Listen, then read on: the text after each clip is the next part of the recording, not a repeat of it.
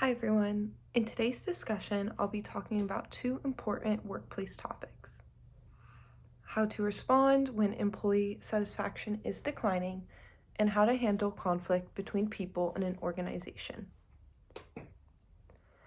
If survey data showed that employee satisfaction was dropping significantly, there are several actions I would take other than increasing pay. First, I would focus on improving communication.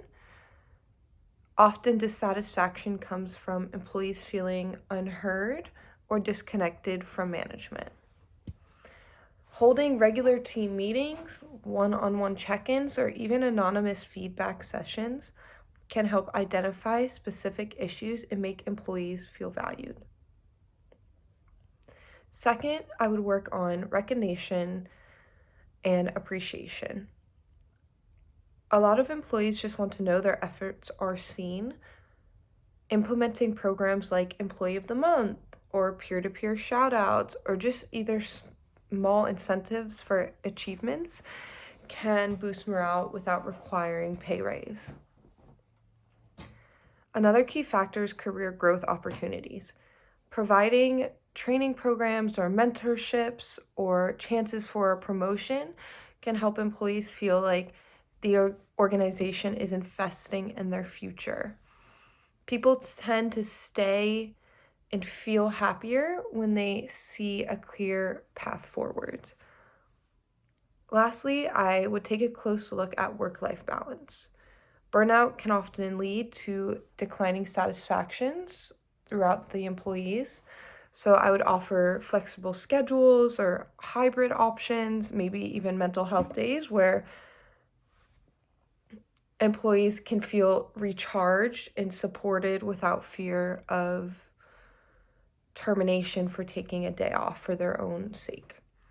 Overall, the goal would be to create an environment where employees feel respected, recognized, and heard, and not just compensated. Now let's talk about workplace conflict. An example of conflict would be two team members disagreeing on how to complete a project. Let's say one person prefers to follow a structured step-by-step approach, while the other wants to take a more creative, flexible route. Over time, the frustration builds and it begins to affect the team performance and communication. As a facilitator, my role would be to guide the conversation neutrally and constructively. I'd start by bringing both parties together in a private setting and establishing ground rules, such as listening without interrupting, staying respectful, and focusing on solutions rather than any sort of blame.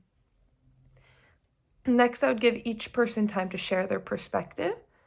I'd encourage them to explain how they feel and what they need using I statements. For example, I feel overwhelmed when deadlines are missed instead of you never. Shifting that blame is not good for any party in a situation like this. Once both sides are heard, I'd look for common ground. Maybe both employees care deeply about the quality of the project, but just have different approaches. From there, I'd help them brainstorm a compromise, such as creating a shared timeline that includes both structure and flexibility. Finally, I would summarize the agreed upon steps and set up a follow meeting to ensure the solution is working. And the key to being a facilitator is to remain neutral, promote open communication, and keep the focus on collaboration rather than conflict. In summary, improving job satisfaction and resolving conflict both come down to the same principle: strong communication and respect. When people feel heard, valued, and supported, the entire workplace becomes more productive and positive. Thank you all for listening.